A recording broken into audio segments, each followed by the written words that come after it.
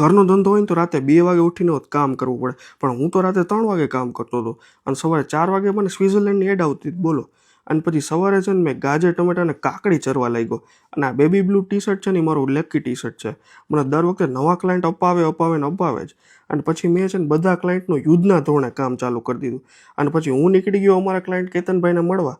અને સાંજે ઘરે ગયો ને તો મમ્મી ઠાકોરજીને થેપલા ધરાવતા હતા અને મારા પપ્પા છે ને સાઉથનું મૂવી જોતા હતા.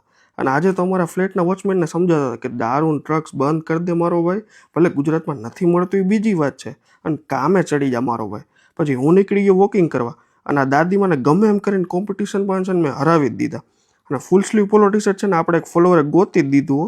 અને આ ભાઈને તબલા વગાડતા આવડતા હતા ને તો બોલો વિધર્મી ગર્લફ્રેન્ડ સાથે ને વાતું કરતો હતો.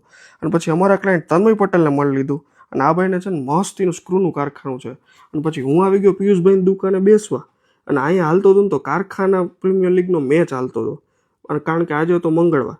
અને આ ભાઈ છે ને અમારા રાબડિયાનો ધંધો રબડી વેચતા હતા. પણ મેં કીધું કાંઈ વાંધો નહીં.